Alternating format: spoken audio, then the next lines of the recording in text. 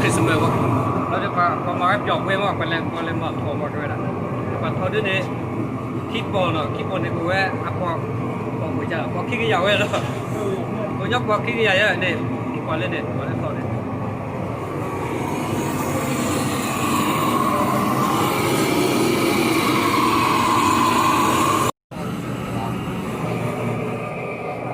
มาทอบ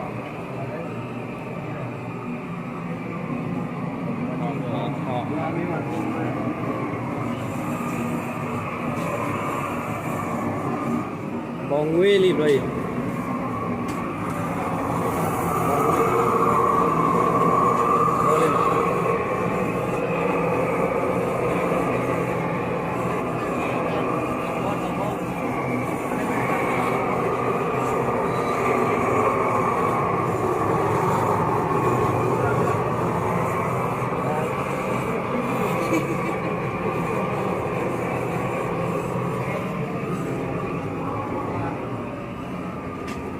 แล้วว่าชูมิวเล็กไรว่าชูมิวเนาะ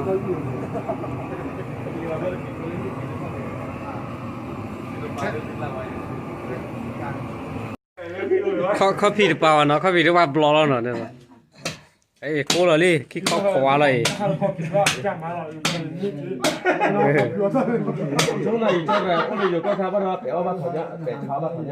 เอาไว้เนี่ยเดี๋ยวพม่าซื้อไว้จานอะไรบ้างล่ะชาวทนยาชาวกลอนยามาได้ว่าเลยไอ้พม่าทอพุ้ยมักปอพุ้ยจานอร่อยปอทอไม่มาทอปอทอมาทอฟิลิปปินส์เลยนั่นบัตรเต้เฟนดิมูบีดิเจมันแบบนั่นว่าบัตรเต้ตลอดนี่เจมันนะแกเนาะเม่นบนเลยก้าที่ชาเลยว่าคลิปนี้นะมาเจ๊เกิดปุ๋ยที่รอแจอย่างนี้อะไรอยู่ขี้เอาเจ๊พูดเลยไอ้ตัวใหม่ก็มาเลย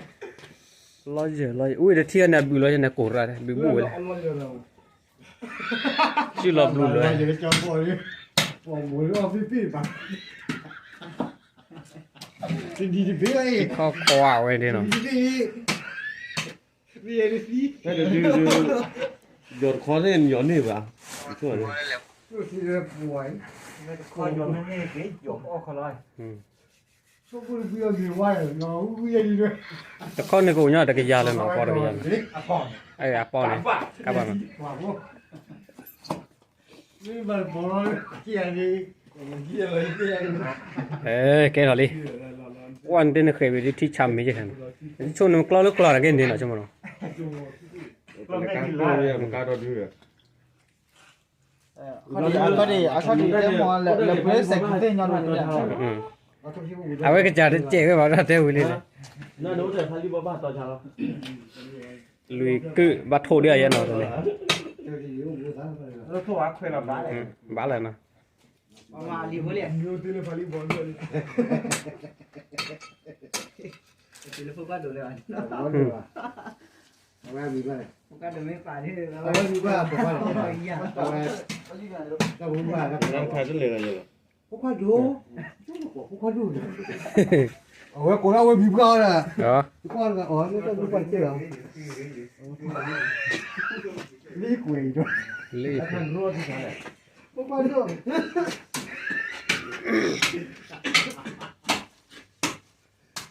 ไ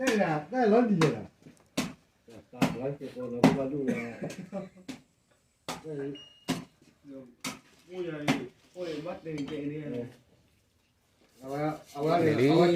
มาปุริลาลินที่ไอ้ยาเจ๊ยานักนั้นไม่เช็คโกลิปเริ่มกันเลยเนาะน่าดีเช็คปีอ่ะนั่นสู้แล้วเนาะ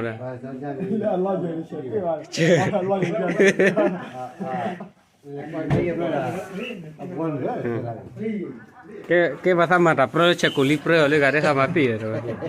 no yo me na kan lo ya ชอบอะไรเนี่ย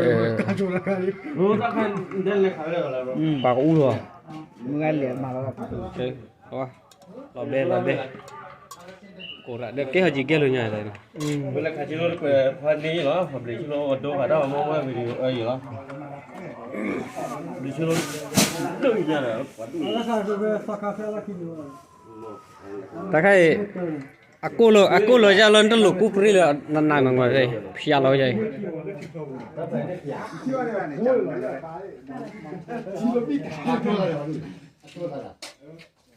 มาว่าปุยสู้ปุยเลยเนี่ยมั้ง ဘာလဲလဲရွှေရပါလားဒီခါမှာအချစ်လို့လေสักคาเฟ่ละกินလို့ ਨੇ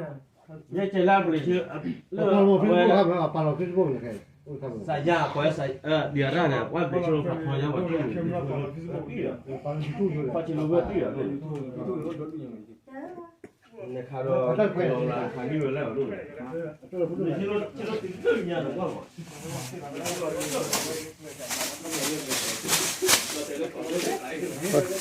รู้ป่ะบ้านน้องมีป่ะ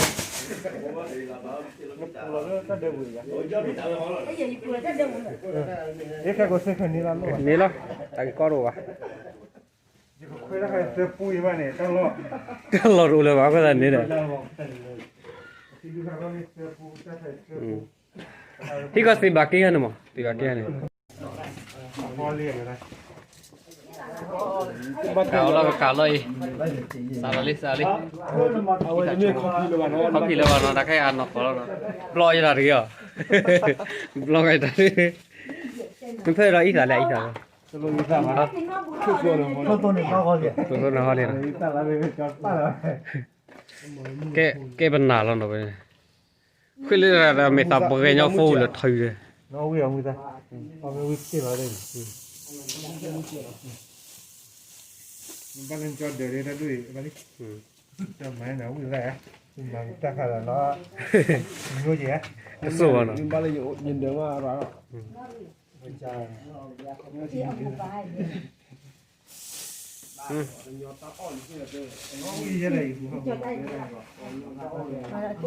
นี่มันได้ภาพเลยมุ่งหน่อยนะ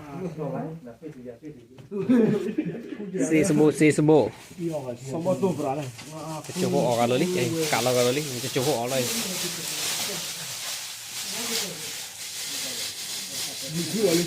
ยูทูบอ่ะจะเป็นมาดีมาดิอ่ะนั่นมาคุณฟังเราอยู่ดิอ่ะนั่นดูน้ำมูดิอ่ะนั่นดูน้ำมูนั่นดูเราเอาวันนี้มีเครื่องสุดๆ เดี๋ยวจะมาจากไหน เล่นคอพีเล่น คอฟฟี่เล่นดีกว่าคอมเมนต์เนาะ